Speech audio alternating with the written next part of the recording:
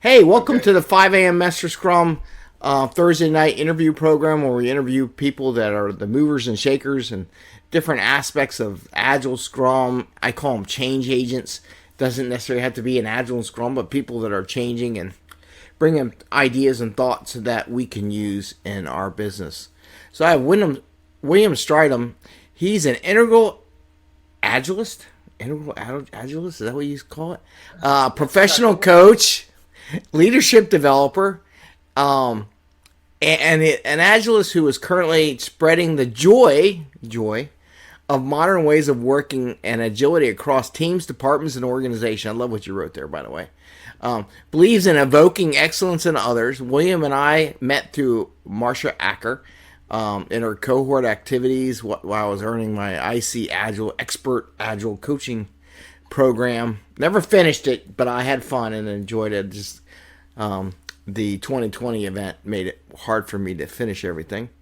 But Yeah. this interview, what we're gonna have, is not your classic interview. What do you want to know about Agile or business? But let's get to know him a little bit and what he would like to share to people and teams around the world about the latest shifts in Agile space.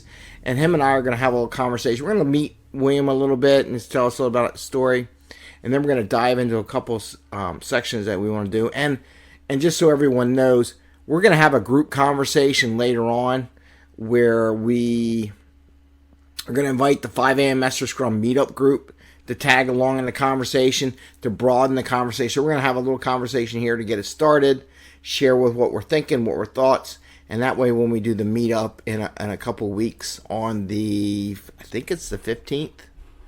What day is it? Yeah. I think it's Yeah. the 15th of May. 15th of May, which is in like 2 weeks from now. And we're going to bring that up and have a conversation, maybe go and what other people in our co-working environment are seeing and stuff like that. So cool. So with that, before we dive into the discussion about the shifts in Agile space, William, can you share some of your background journey? Tell us about a little about it and something that's not in your LinkedIn profile that we wouldn't get. Oh, yeah. Yeah. There might be a lot there. First of all, Greg, thank you for having me on your program. I appreciate that. Um, yeah, for me, once you can probably all pick up that I've got this accent. So I'm originally from South Africa, currently living in the Mid-Atlantic region, in Central Virginia. Um, as most people that find them in the agile space or doing work there, we all had a previous career. And my previous career was I was a mainframe developer. That's actually how I did the move from South Africa over to the US, because I came over to fix the Y2K bug. That was the biggest project that everybody worked on way back in the day. And I'm probably dating myself by saying that. Yeah, and then I kind of moved through, as most people, as you go through your career journey. I went into project management at one point, and then I got into a startup where I ran their research and development and infrastructure, things like that. And then I found Agile Coaching, and I went into that. And now I'm just doing a whole bunch of different things. I'm not sure which one I do. Like we're struggling to say in the intro, yeah, I'm an integral agilist. In other words, I look at four different quadrants when we looking for organizational change or working with teams. I do some leadership development. I do some agile coaching. We've got some developmental programs we run. Oops, and I'm losing my earbud. And yeah, so we've got all those things going at the same time. And that's me in a nutshell. So the bottom line is I'm not sure who I am these days, but whatever you need me to be, I can probably help you in one way or another. So what's not in your LinkedIn profile besides where you came from? Um, Give me something. probably Okay, sure. Probably as I was going through that software development phase, I went from like mainframe development to the internet just started to come up as well. And I was kind of there in that. So HTML and Mm-hmm. JavaScript and kind of learning Java, just because with what we did, I was working at the Virginia DMV at one point. and we did some things where we built a web front end to a mainframe back end. So where the full stack developers these days, not a lot of people are hooking up a web front end to a mainframe in the back end. So I was part of a group doing that with help from Microsoft and other folks. So yeah, it was some cutting edge stuff back in the day. So yeah, and then even the last, I worked with teams doing mobile development Yeah.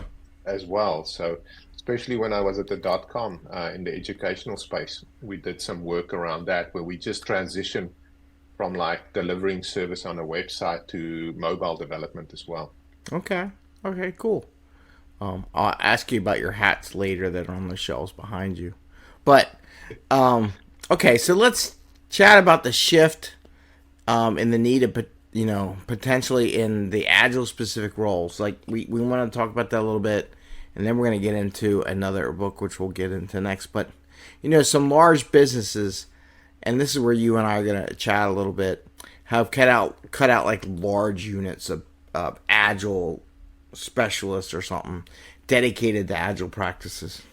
So you wanted to bring that up. I'll let you go first, and then I'll kind of follow it with my thoughts and stuff like that. So what are you seeing? What are you thinking about that? Yeah, this probably, I'm trying to think, when was this? This was like, started to get the sense of it last year already, like the end of 2022, going into 2023. I started to notice a lot of people, especially on LinkedIn, would say, "Hey, we've just had rounds of like layoffs here. I'm open to work, Yeah, all of that." And we were starting to look at, what's happening, what's going on, because we feel the impact because we do talk with those people and reach out to them. And then Capital One was one of they a credit card company here on the East Coast. They did we letting go of our agile family, as they called it. So anybody, the agile coaches, product owners, scrum masters, anybody with those titles, they literally let them go. I think they also did ask them to, hey, you've got to apply for other jobs because these jobs are all going away. And so we've not started to notice the shift that's happening. In where a lot of organizations are now going, we don't want these specializations just in agile only. We want you to be able to perform a function and just have agile skills. yeah. So that's kind of something that I started to pick up. And I don't know what have you been noticing as well? Well, actually, when that happened, I offered to a lot of those people that got let loose, or at least had connections to on LinkedIn. Free access to my Slack channel, anything I could do. You know, I'm not going to charge you for it. Just join and join my newsletter so we can chat if they have problems or have things and they can talk about it. I'll be honest with you, a lot of people didn't say nothing. I was like, well, I Mhm. wonder why you got, I was like, come on, you got to talk. You're supposed to be agile people and communicate and share and all. And then I didn't see much on that. But I mean, I see it as a move where I think it's because of the way they've been using Agile. I think it's the way they've been using those resources. They are just trying to use them to, organize documentation. They turn and become big documenters. To be honest, became a PMO shop, right? Their version of the PMO shop is what I saw, and I see a lot of that. I think I keep seeing it come out today that they're hiring less of them or not having a soul thing. I just saw it as some groups that built their kingdom, their own little stovepipe, which we're supposed to be totally against stovepipes, right? I mean, that's the whole thing. We got away from waterfall, and here goes the agile people. Let's build our own stovepipes. You know, I think I saw that a lot. How about you? Yeah, I definitely noticed where some people were just going through, like the Scrum guide says you've got to do these things. Yeah, They create the reports, they do all that, and it was very almost like a machine, very mechanistic yeah, almost. There wasn't this like, hey, there's also the people side to it, or are we really living it out? That's kind of why I put in I'm bringing the joy of ways of working. And I don't Yeah. talk about Agile now, not because Agile is wrong or I mean, there's still value in it, Mm-hmm. but the value that they're looking at it now, from my perspective, is different than before. It's not like you can go in and go, okay, I'm going to come and make you all Agile. I mean, nobody can do that, to be No. honest. What we can do is tell people, here's a different way of doing things. What are you willing to do? What are your pain points as well? Because sometimes, a lot of people come in telling them, oh, what you're doing is all wrong. This is not right, all that. I mean, those people were successful, but that's why they got to where they were. Yeah. But I've got this adage where I tell people, what got you here may not get you where you want to go next. Mm-hmm. Either you want to grow, or the world around you is changing. The marketplace is changing. The org is changing. So you have to kind of keep with that. And what are you doing to keep up with it? Well, Um, yeah, but I would take it another way. When I see large organizations come down, it's like the Tower of Babel, right? I have a philosophy of making things smaller and spread them out with the work that's coming down. I've been very successful in my career making millions of dollars for companies because I didn't make a big show. And I think they wanted to get the limelight. And I think someone said, ooh, there's a big chunk of something. We can make one swoop and get rid of it. And I think they got caught with their own ego. If you want to know the truth, I think it was an ego issue. And I think you have to be careful in that. People and egos. Yeah, and part of for me around that is, I mean, we do get people that, especially in a corporate environment where it's very hierarchical, Yeah. that's a way to provide for your family is you want to keep climbing the ladder. And some people climb the ladder by win-win, and some people do the ladder by win-lose. If I win and you lose, even if I have to step on you to get to the next rung, I'm going to do it. So, uh, for me, I was always like, let's try and do the win-win. Oh, Maybe we yeah. both get up the rung. So, yeah. Yeah, I agree with that. I was thinking more of, I'm going to build my own little independent empire that it's I've been through this with project management for years and program management and matrix organization. It's this and then it's this and then it goes back to this and this, and I think they just caught up in that matrix world where they decided they didn't need the agile only competency in their organization, and I think you just have to be careful with designing that in your organization. Like if you're going to work there and we don't commingle, let's say, and share responsibility for performance, we're doing a risky, now you're all overhead. You know what I mean? And what's the first thing in a corporate industry that gets cut? Can we all say overhead? So if you act like overhead and you perform like overhead and you're not part of the delivery and integral into that process, you're overhead. And I think some people just, and it's a shame because it took a lot of people down with them, but they created that overhead empire, right? Okay, Yeah. come on. I have a dog trying to get up here too. I have both a dog and a cat. And a cat. Hey, they all welcome on Do you want on to my say hi, Jerry? recordings. There's Jerry. Look at that, Jerry. Jerry's here. Bubbles is there somewhere. And Bubbles is right here. There goes Jerry. Jerry, come on. You got to get over here, man. Yeah. Now I got that tail in front of me. Yeah. This is the live aspect of the 5 a.m. Mester Scrum show. It's like an animal farm here. All adopted. Hey, it's good. All adopted rescue dogs and cats and stuff like that. So we do help that purpose. You're definitely Yeah. not. I'm telling the dog he's definitely not purebred. Anyway,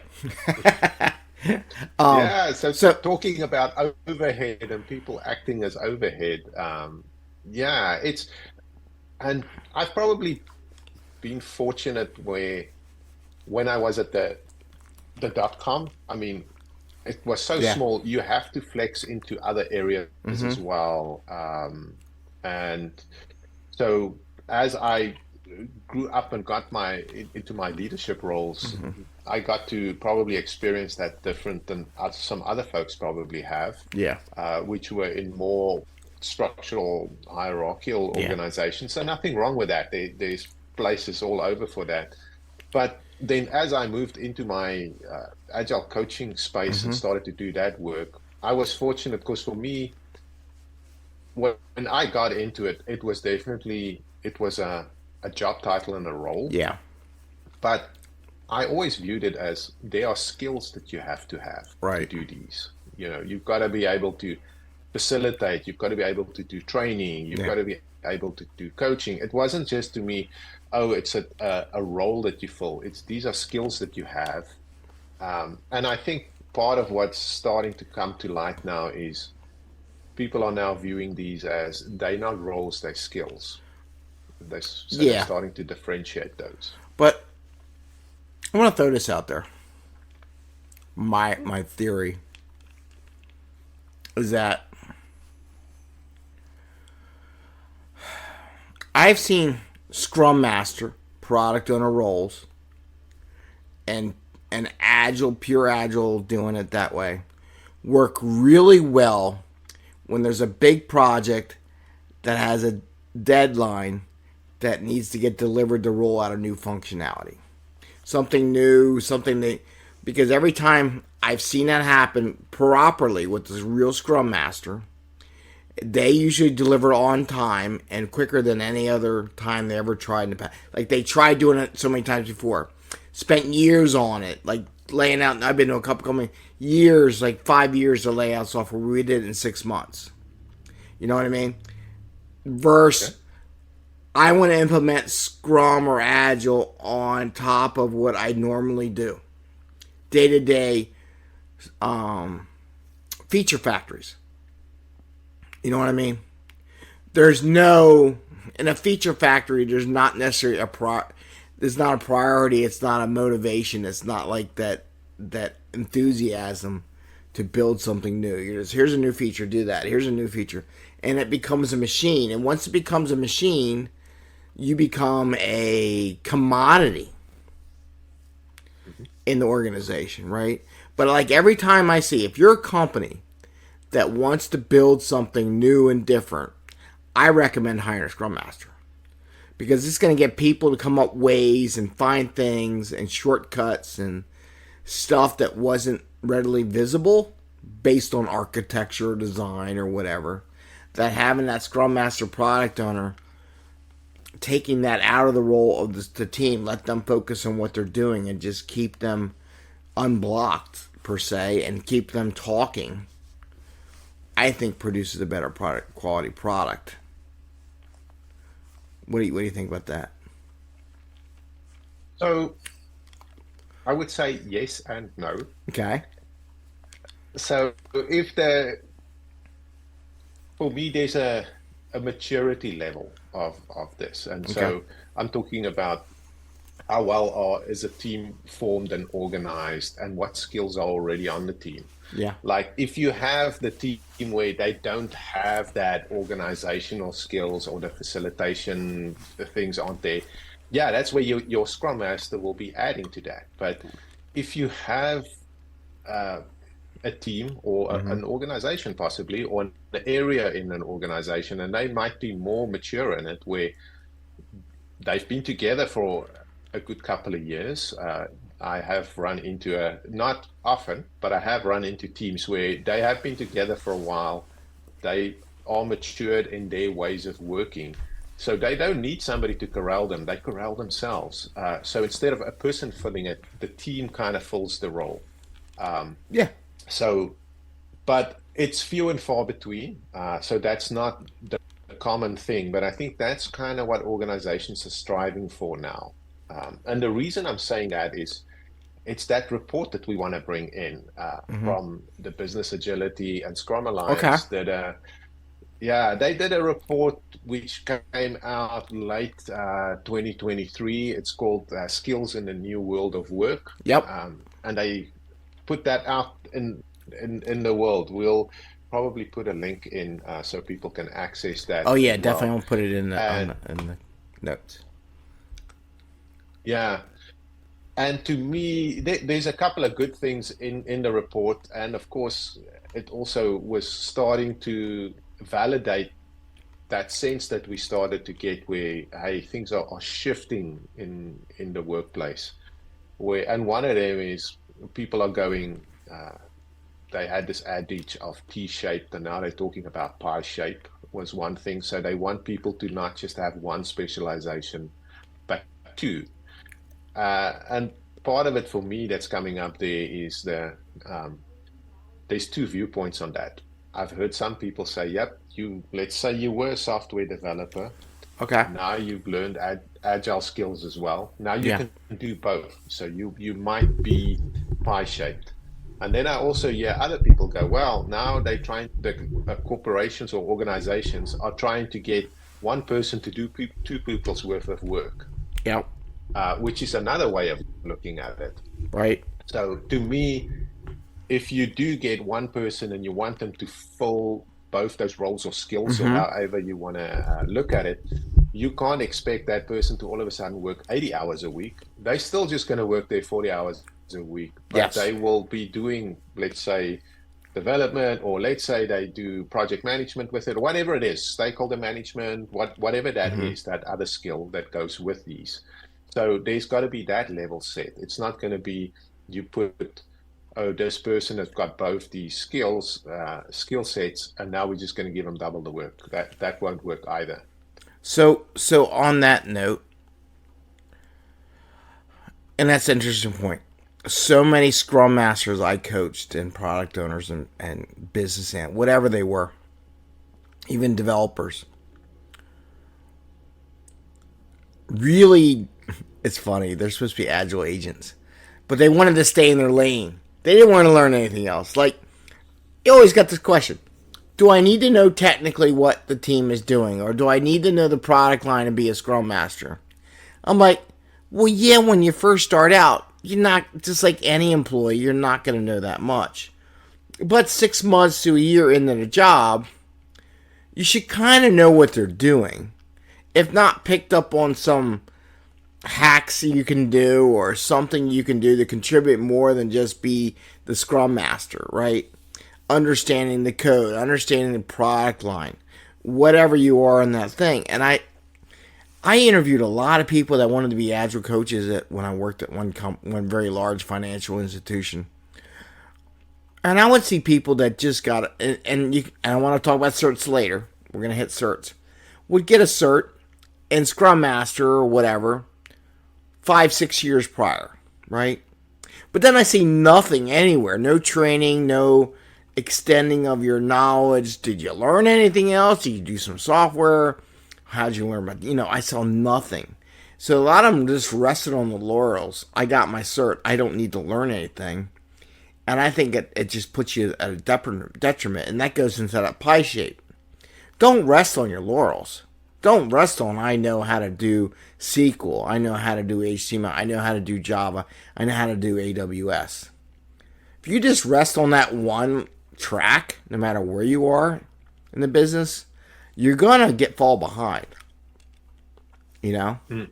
Yeah, I agree with you there. Yeah, and it's also it, in some organizations it is going to be like that functional skills, and that can be different. I mean, these days, artificial intelligence is a big thing. So if you a prompt engineer Yeah. and you can do some Scrum Masters or a product owner role that goes with that, or IT security. I mean, Yeah. things like that. If you especially work in a government space, that's something. If you've got that, man, you can go a long way with that. So Yeah. you've got to combine these things. Development, being a full stack engineer, that's Oh. a full-time job. I recognize that. Yeah. And what I'm saying is this other, two skill sets running at the same time. There's going to be a lot of work to keep up with what's developing in it, because it keeps evolving. It doesn't stand still, especially if you're going to be in the artificial intelligence space. That's just starting to take off now. So all those things, you've got to do a lot of learning to keep up with it. Yeah. And maybe that's the segue into certs, because I mean, to me, there's two sides to it. Yeah. I got a whole bunch of certs, and part of why I got it was at the beginning, when as soon as I make a pivot in my career, like if I go from when I was a software developer into project management, Mm-hmm. I want to differentiate myself because I don't have the experience yet. Right. So then what are the relevant certs? So I get like my PMP certification, because that opens a door for you. But once you go through the door, then you've got to do the work and get the Yeah. experience. Yeah. The same happened to me as I went into the agile space. Got a whole bunch of certs there, but I also went to go do the work. So I can augment. So at some point, the certs becomes less meaningful, Yeah. because now I can bring in, oh, here's what I've done, here's what I've delivered, combine it with Yeah. some other things on the ground. Like all of a sudden, I don't have any certs in design thinking, but I've worked with people that are really were steeped in it, so Mm-hmm. I'll learn from them, and then all of a sudden, my T shape or pie shape goes really Yeah. sideways. But I'm not a design thinking expert, Right. but I do know some of the tools and I can use them. Yeah. Yeah. Now and before we dive into that a little bit, I do want to step back a little bit. I watched Agile coaches and Scrum Master when I first started this. They all had their sticky notes on the wall, which was great when you're all co-located. But even before we went to this total virtual they already started going virtual. They were already getting, we had teams in India and Australia and Europe and South Africa. And they're like, oh, what? I don't like Jira. I don't like whatever tool was a virtual tool. I'm like, but you're building teams that are virtually included at each other. They can't see your sticky note wall board, Yeah. And that's the same idea where you got this pie shape. Oh, I'm just going to do it my way, the way I've done it.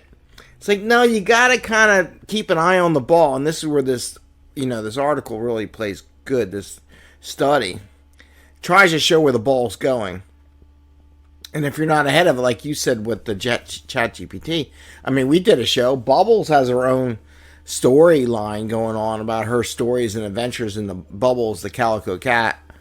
And just me, I just was playing with it. We had a product owner, another Scrum Master, and myself. We talked about Chat GPT. We would experiment with it just to try it off the ground. I'll tell you right now, if there's a Scrum Master, a product owner, BA that hasn't done it yet, you ain't going to be around very long. Even if it just does basic stuff. All the marketing people are using, like if you're marketing, I mean, I'm hearing it now. Even if you don't use it, because I tell you, I can read, and that's the other thing by using it. I can read when someone's using ChatGPT and when they're not. And I go, well, that's ChatGPT. I can tell by the words and the language and the use of the phrases you're using and the fluffy words, right? It's like, oh my God, it's so classic. And they look at me like, what? No, I know. I know it's the computer. And you have to experiment with that. You have to go into that. And then going into what this article, like you got into the certs, right? And we started going to that. What about certs? What do they need? So what did you take on it? Because there's a slide in there that I saw that was really telling to me that I use all the time, and I laugh at people now. I would never laugh at people, but yeah, I do. So tell me what you saw with the whole cert thing. In the report, sorry, I'm looking to the left-hand side of the report. Yeah, me too. I am focusing. My eyes go up into the sky, so It's okay. bear with me. Yeah, I'm trying to. Do you know the page number of the cert one? Because of course I can't find the page. Of course, it's now. buried in the back. It's like buried at the end. I'm I actually see trying. important of education, which is on page 15. The role of certifications on page 16. 16. Yeah, I'm going there now. Yeah. Yeah, Yeah. that one. Yep, yep, yep, yep, yep, yep, yep. Page Yeah, 16. yeah, yeah. So, yeah, the role of the certs for me, as I was saying, it was differentiating yourself. Uh, some people, especially in the when I was in the project management world, Yeah. there was a lot of emphasis put on having a PMP certification Yep. because it actually you got a salary bump or an hourly rate bump if you were a consultant, Yeah. a project management consultant. So there is the aspect of increase salary or compensation. Yeah. For me, I looked at it more like opening doors for me, things like that. That's kind of how I viewed it. I mean, the other thing where I got really probably lucky to a certain Yeah. degree was um, I delivered a lot of IC Agile courses Hmm. through my career, and every time you get authorized to train the course, of course, you get the cert You as get the well because cert. Yeah. you're teaching others this, Well, so you that's know all the part of going up in your game, right? I mean, you're learning it. They learning it, practicing, and teaching it are the best way to understanding it and getting that feedback loop. You know what I mean? So you were doing that realm of becoming an expert at it, right? Yeah, yeah, it was just kind of, and I mean, it's like product ownership. When you are working with teams and you are building Right. products. I mean, when I was at the dot com, it was just in our DNA. That's how we survived. We Yeah. had to go. I mean, I joined. We had one product line. I left, and we were up to three product Yeah. lines. So we had to be creative. We Yeah. had to do stuff, and it's trial and error. I mean, we did in those days, lean startup was the in book, and so we all read it, and we were trying those things out, and what worked and what doesn't Yep. work. Um, so Yeah. So what I found was interesting, and I too got to search more because if you're a PMP, they want you to get those PDUs. So my logic was, yep, and it's still that same logic was my Scrum Alliance certs and all that. Scrum.org doesn't necessarily require you to do.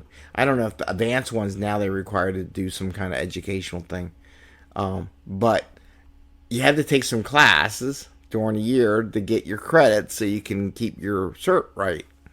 So for me, I got on my certs a lot of times because I was just taking classes to learn new things, to validate new stuff, to more T, more pie shape, right?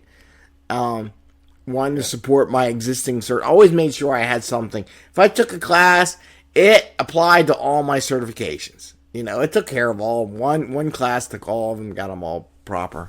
So that's why I got a lot of my certs. But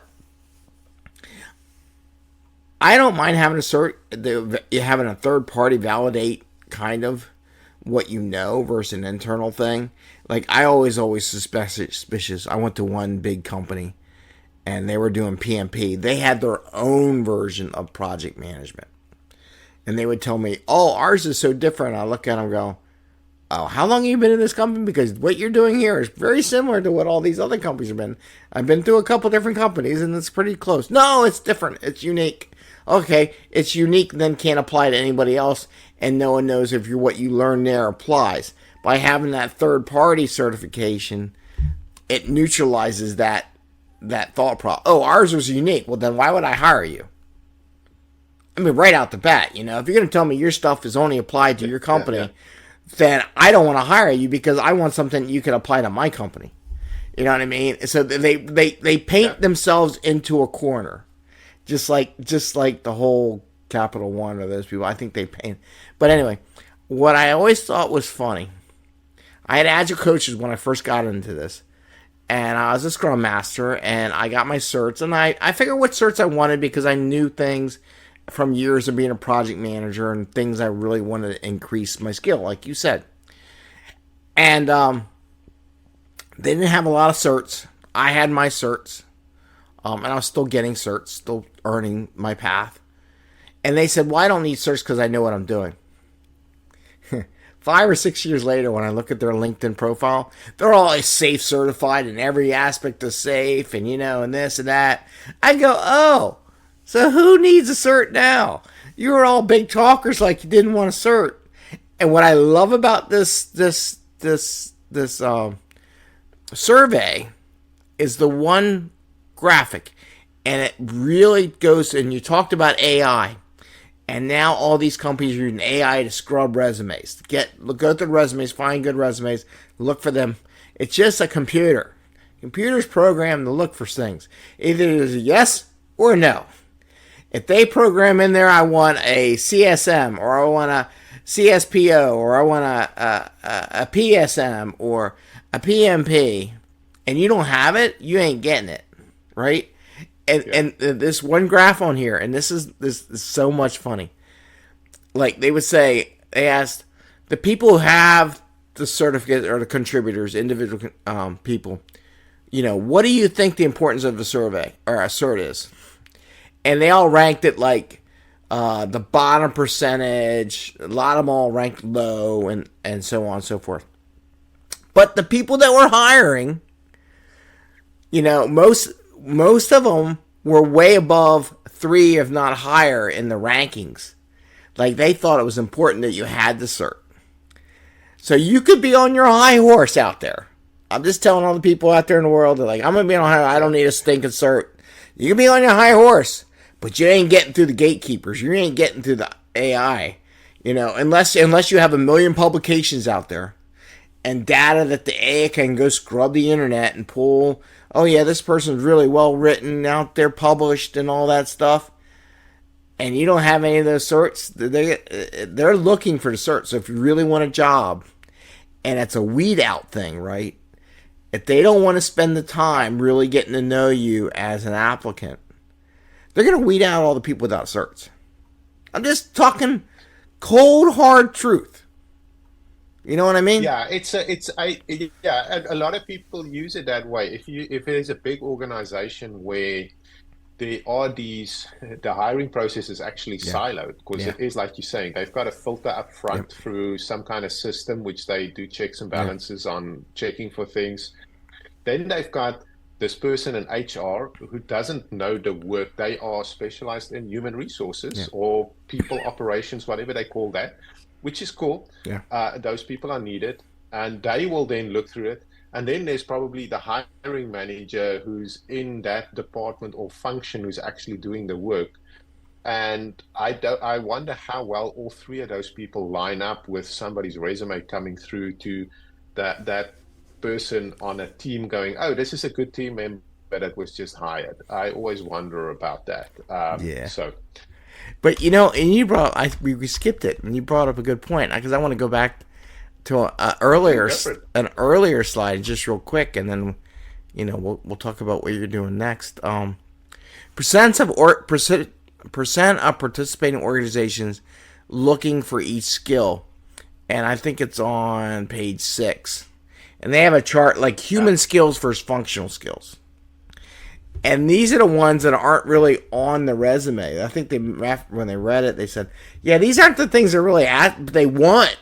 And this is the skills they want, but it ain't on the rest. That was a neat thing, too. They would write these job applications and wouldn't talk about any of these human skills or any of this stuff. And I see, like, communication. They said, like, 30%, 32% was a number or some number like that, more looking for those human skills in the applicant than necessarily just the technical one.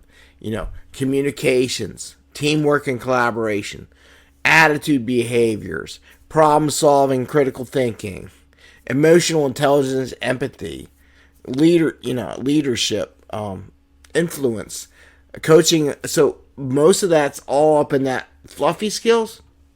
So it tells me, even though, like you said, with the pie shape, they want that Scrum Master skill set. They want what those Scrum Masters are. If you're a Scrum Master, say, I'm not a facilitator, I'm not a teacher, or I don't communicate. Those are skills that you got to pile on, and even skills for if you're a technical person, you should get. Because, and this is my argument I had, when I love Scrum, done right, it's a beautiful thing. Scrum. Sprint planning. That's all about teamwork and collaboration, right? What are we going to do? Communications is all about sprint review. saw somebody put some sprint review is terrible. I'm like, well, that's how you communicate to your stakeholders. What do you mean? You Yes. know? And if you Yeah. don't And your have the users. Yeah. skills, and I'm trying to teach people when I coach them, I'm giving them opportunities like this to present at my meetup, write some papers because you got to communicate. You got to learn how to market your team. You know, that's one thing that I in the future. I'm just going off a tangent real quick. I go on tangents, and William knows that, and it's like I think Scrum Master should be the marketing agent for the teams, as well as the product owner. I think one of the jobs we don't do enough of is to help make our teams look good so people give us more work. You know? Yeah. I think that's Yeah. your. The from Go ahead. Yeah, it's whoever's leading your product or service there, they should be advocating for that and what falls in the purview of why that team exists. Yeah. So yeah, I agree with you. The Scrum Master for me, or whoever is filling those skills or roles, is around how well the team is working. So I always kind of, there is for me a little, some people go, oh, it's between these two. No, it's like product owner is around the product or service, Yeah. and Scrum Master is around how well the team works together. But do Now, you it sounds hire a hard product? But lines, but do you hire a product service or do you hire a team? well, you have to have both. Because if you just have a product owner, he or she will have all the best ideas and probably a great backlog and all Yeah. of that, but it's not going to happen because you need a team to actually create it and make it into whatever is needed to Yeah. build it as such. Yeah, I said it that way because I think even if we were to outsource, we don't necessarily we buy a product, but we outsource a team, right? We hire a Mm, team of people to help do what we want to do.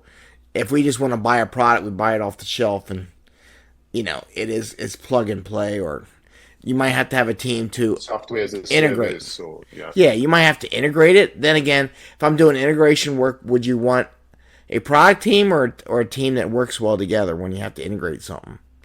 Oh yeah, I saw this problem over here, or this failed. How do I fix that? I want that. I want that team. And the Scrum Master's job is our team really clicks. We see problems, we get them fixed. We don't let them dilly dally around, or we come up with those complex solutions and come up with answers, no matter what it is. You know, I kind of think Yeah. most teams, most developers are so darn smart. They really want to. They can build anything they want. They can easily jump and learn new skills, new practices, and come up with something. It's about that ability to work as a teamwork and collaborate that makes them so much better. I don't know. Maybe it's just me. I don't know. Well, and it's like you were talking at the beginning around that communication, collaboration, all leadership, Yeah. all those where people talk, oh, those are soft skills. And Evan Laybourne actually talks about they are the super skills because those are the things that's really needed, especially, I mean, if we work with knowledge workers, which that's what most teams are made up of, Yeah. people that are the knowledge is sitting in their head. It's not like we're doing assembly lines and except for Tesla and those folks, and even half of what's in the vehicle is software, not really hardware. So you've got to look at that. All that stuff is these soft skills are what's needed to make things happen. That's the kind of lubricant that makes the team go from just working together to high performing. I would also say those soft skills are needed. I used to call it when my engineers would disappear for a while when I was doing program management. I wouldn't hear from an engineer. I'm like, okay, what's going on? Why are you stuck? Why did you disappear? I don't hear anything from you. You disappeared for like a week. What's going on? And I'd go hunt them down and go see, oh, I'm stuck on this problem. I'd get a couple people to work together with the person to solve the problem like in a day. Because they're so wrapped up into it. They just needed that teamwork or that thought to penetrate their mind, Yeah. even if it was wrong, to trigger something. Oh, wow. Yeah, if I looked at it this way, I could do this, and then, oh, that fixes my problem, and boom, they're like the solution line. That's what that collaboration is. Okay, so Yeah. let's come Yeah. That's back a to, perfect example of like sorry, it's a perfect example there of mob programming. Yeah, Just put them all together to work on it, Then it's, and a lot of people go, oh, but now, like 8 people are working on one thing. No, they'll actually not just come up with a yeah. solution. It will be the best and the highest quality. So, I believe you find the sweet spot. I don't know if you necessarily want to be in mob programs. Some will say, yeah, all the time. And I don't know necessarily want to work individually all the time. There's points when you just need to crank it out, and it's just tedious, mind numbing work that you got to do. But there's times when, okay, I'm stuck. Can we all get together? and yes. it, Yeah, it is because some people, sorry for interrupting you there, yeah, but some people do need that just their alone individual time and doing stuff like that. And I'm hoping that grunt work gets where AI comes in. yeah. Let AI do the grunt work so you can do the fun stuff and creative stuff and whatever makes your work really pop for you. So We still got to train the AI to be able to do the grunt work. That's the thing yeah, people don't. agreed. Someone's got to train them, and there's gonna be a new job frontier out there training the AI to do this stuff. Yes. So, because I won't go there. Maybe we'll have another conversation about AI and Scrum. So, a little birdie told me that you're gonna speak in Texas at this thing in July, Agile 2024. Huh? Can you share what you're gonna Yeah. speak about a little bit there, William? Yes, yes, I can. I've got a new track this year, and so I did a proposal for it, and they accepted me. So thank you for the track chairs for allowing me in. Oh, okay, And what yeah, track and what are you going to present? You like, we have no idea what track you're talking about. it's one that's product centric, Okay, so that it's more around building products and things. And so the talk I'm going to do is how to become customer centric, and I'm going to use empathy maps, which is a okay, tool to take you there. There's other things as well. It comes from that work I was doing with design thinking, so it okay. kind of comes out of that world. So yeah, that's what I'll be talking about. I believe it's on the Tuesday. Yeah, looking forward to whoever is on the call, that can and going to come and listen and Okay. see what we can all learn. Because I know there's so many stuff you want to dial into whatever. So don't miss William and when he does the thing. Okay. So lastly, what else is coming up that you might want to share on how people might connect with you? So what things you got besides you do so many things, right? You got pick one. What's coming up? What do you want to share with the audience that they might be interested in joining you on? Yeah, we've kind of, as the world of pivot, we also doing some pivot. I'm part of the Team Catapult faculty, so we do a whole bunch of work there, developmental programs and leadership development work. And we're starting to focus on organizations. We kind of doing a little less of the public facing work at the moment. So my ask is if your organization is looking for somebody that's good at that number one skill, the one around communication, that's one of our specialities is working in that arena. So reach out for if that's something that you want to get better on or learn more about. The other thing I want to invite people to is please find me on LinkedIn and connect. And if you even if you want to just talk. If you got caught up in this whole shift that's happening in the workplace things, hey, reach out and just DM me on LinkedIn and we'll see if we can connect and have a chat. And I'm not saying I'll solve your world or all your problems, but I will definitely listen and maybe bring one or two new perspectives into your vision. Yeah, definitely. I encourage everyone. If we're not connecting, we need to broaden our connections. I got the benefit and just share one. Someone I worked with before connected in LinkedIn and Agile here in Philadelphia and stuff. Saw a post from one of his connections that they were looking for somebody. He put my name in the hey, go call Greg Mester. I sent an email right away or a message right away, and you know to connect back. So having those connections, you never know. It may or may not work. I don't know, but I appreciate the fact that that person said, hey, suggested me as somebody because I knew them was connect with them. So I think it's important to have those connect because you never know, right? Yeah, you never know. Yeah, I mean, if I think about all the last things that I worked on or worked with has been word to mouth, to be honest, Yeah. for especially probably the last, I want to say like 10 to 15 years of my career now. I haven't gone in through a submission process. It's all been word to mouth. And that's kind of where I'm hoping LinkedIn will start to fill that gap for a lot of Yeah. people. Yeah. Yeah. Okay, cool. All right. So, Wednesday, May 15th, 2024, we're going to continue this discussion, talk about shifts in Agile, and talk about that report in our meetup group. Don't forget to join. You can join the meetup group, or you can just RSVP. There is a Zoom link in there. Do the Zoom link because I don't want all the Zoom hackers to start streaking across the screen in the middle of the meeting. I've seen that a couple times. I was in a meeting just the other day. I told them I screen everyone before I give them the access. They didn't do it. That was a mistake, you know. So make sure you RSVP in the Zoom. We do it every third Wednesday at 6 p.m. It's part of the meetup group. If anybody wants to present or share, always welcome. And I con William to do it with me this week. So, but if No, anybody's I'm got looking forward to the conversation. you might have to do a lecture with our meetup group after you do your big show, Yeah, we can do that. Yeah, gladly. or you can do it before your big show and get practice. It's up to you. Whatever you want to do. I'm always Okay. offering practice. Like you want to do the little small stage, like there's like the big rock stars. Do the little small stage, hone your practice, then go up the big stage and look really good. You know, so we could say we made you look good. Anyway, well, William, I want to thank you for joining us and doing this interview. I enjoyed the conversation. My throat's a little bit thin because all my little kiddos are getting sick, but I hope they're not giving it to me. I think they are, but we'll see. But anyway, William, take care.